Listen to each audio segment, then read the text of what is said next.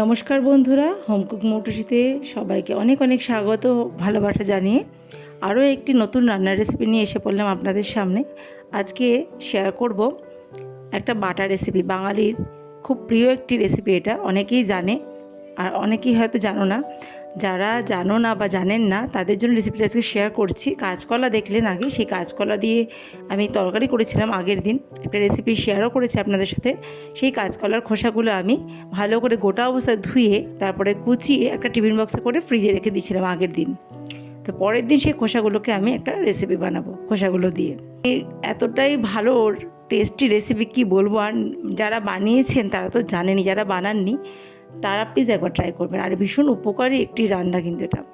তো প্রথমে কাঁচকলার খোসাগুলো ধুয়ে সেদ্ধ করতে বসালাম একটা ছোট বাটিতে। একটু সেদ্ধ করে জল ফেলে দেবো। এখানে একটা প্লেটে নিয়েছি 6 কোয়া রসুন নিয়েছি আর 5 থেকে 6টা কাঁচা লঙ্কা নিয়েছি। রেসিপিটা একটু ঝাল ঝাল হলে ভালো হয়। আর কাঁচকলার খোসাগুলো সেদ্ধ করে একটু জল ফেলে দিয়েছি আমি। আর তারপরে এই যে একটা ঝুড়ির মধ্যে করে জলটা ফেলে দিয়েছি, এক্সট্রা জলটা। তাহলে কী হলো, খোসাটা নরম হয়ে গেছে এবং এখন ঠান্ডা হয়ে গেছে। ঠান্ডা করে আমি মিক্সার গ্রাইন্ডারে দিয়ে দিলাম।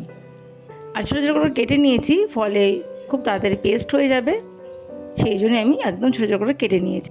অল্প জল দিলাম, আর দিয়ে দিলাম কাঁচা লঙ্কাগুলো আর দিয়ে দেবো রসুনের কোয়াগুলো। অনেকেই রসুন কোয়াগুলো আলাদা করে থেতো করে তেলে দিয়ে ভাজে, তো আমি সেভাবেও করি, আবার এইভাবে একসাথেও বেটে রান্না করি। তো আমি বেটে নিচ্ছি, সব কিছু একসাথে পেস্ট করে নিয়েছি। কাঁচকলার খোসা, রসুন, কাঁচা লঙ্কা, জল দিয়ে একটা স্মুথ পেস্ট বানিয়ে নিয়েছি। এবার এটা আমি কড়াইতে তেল দিয়ে ভেজে নেব। তার জন্য একটা ছোটো কড়াই বসিয়ে নিয়ে দিয়ে দিলাম সর্ষের তেল। এই রান্নায় তেলের পরিমাণটা একটু বেশিই লাগবে। তেল দিয়েছি আমি বড় টেবিল চামচের 3 টেবিল চামচ তেল দিয়েছি।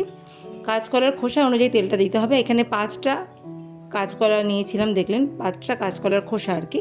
দিয়ে দিলাম 2টো শুকনো লঙ্কা ফাটিয়ে, আর দিয়ে দিলাম কালো জিরে ফোড়ন। কালো জিরে ফোড়নটা দেবেন। এই সময় কিন্তু আপনারা রসুন থেতে করে বা কুচি করে দিতে পারেন। আমি যেহেতু রসুনটা একসাথে বেটে নিয়েছি সেই জন্য আমি আর আলাদা করে রসুনের কুচি ফোড়ন দিলাম না। তারপরে ফোড়নটা একটু ভাজা হয়ে গেলে দিয়ে দিলাম আগে থেকে বেটে রাখা পেস্টটা, মানে কাঁচকলার খোসার পেস্টটা। সব কিছু তেলে দিয়ে একটু নাড়াচাড়া করে মিশিয়ে নিচ্ছি। এখন গ্যাসের ফ্লেমটা লো টু মিডিয়ামে আছে, কন্টিনিউয়াস খুন্তিটা চালিয়ে যেতে হবে। এখন আমি দিয়ে দিলাম পরিমাণ মতন হলুদ গুঁড়ো আর স্বাদ মতন নুন। নুনটা একটু বুঝে দিতে হবে, যেহেতু কাঁচকলার খোসাটা বাটাটা আর কি রান্না করতে করতে অনেকটা কমে যাবে, সেই জন্য নুনের পরিমাণটা একটু বুঝে শুনে দিতে হবে। দরকার পড়লে প্রথমে কম দিয়ে পরে একটু টেস্ট করে পরে দেওয়া যাবে, নামানোর আগে আর কি। আঁচটাকে বাড়িয়ে দিয়েছি। এখন আঁচটাকে বাড়িয়ে আমি ভালো করে রান্না করে নিচ্ছি। ননস্টপ কিন্তু খুন্তিটা চালিয়ে যাচ্ছি। এভাবে নাড়াচাড়া করতে করতে কাঁচকলার খোসাটা সুন্দর একটা ডো তৈরি হয়ে যাবে, কড়াই ছেড়ে দেবে। তখন আমি এটা নামাবো। ততক্ষণ অবধি কিন্তু আমাকে কন্টিনিউয়াস খুন্তিটা চালিয়ে যেতে হবে। মিডিয়াম টু হাই ফ্লেমে রান্নাটা করতে হবে, আর মাঝে মাঝে 1-2 সেকেন্ডের জন্য বিরতি নিতে হবে, তারপরে আবার খুন্তিটা চালাতে হবে। এভাবে রান্না করতে করতে সুন্দর একটা ডো তৈরি হয়ে যাবে। দিয়ে দিলাম সামান্য চিনি, একদম সামান্য চিনি দিলাম, দেখলেন 1 চামচের 1/2 চামচ। একটু মিষ্টি দিলে টেস্টের ব্যালেন্সটা ঠিকঠাক আসে। ভালো করে নাড়াচাড়া করে চিনিটা আমি মিশিয়ে নিলাম, আর ভালো করে নাড়াচাড়া করেই যাচ্ছি। দেখুন কড়াই কিন্তু ছেড়ে দিচ্ছে। আর যে কতটা তেল দিয়েছিলাম মনে হচ্ছিল না কত তেল ভেসে উঠছে, সেই তেলটাও কিন্তু টেনে নিয়েছে। কাঁচকলার খোসা প্রচণ্ড তেল টানে, সেই জন্য অল্প তেলে রান্নাটা করলে কিন্তু টেস্টটা ভালো আসবে না, একেবারেই ভালো আসবে না। সুতরাং তেলের পরিমাণটা একটু এখানে বেশি লাগবে, যেহেতু কাঁচকলার খোসা অনেকটা তেল টেনে নেয়।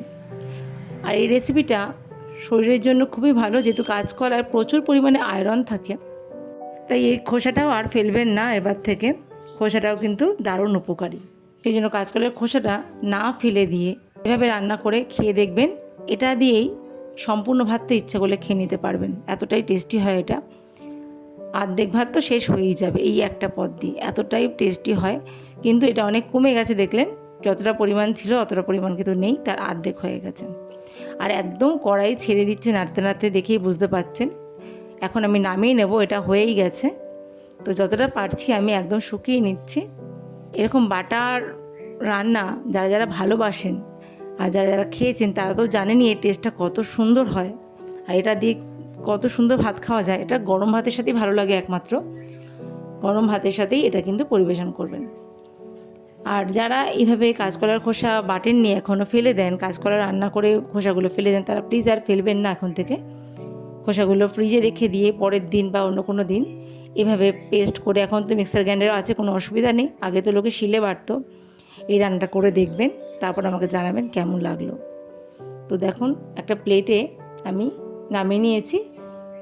কত সুন্দর দেখতে হয়েছে, খেতেও কিন্তু অসাধারণ টেস্টি হয়েছিল।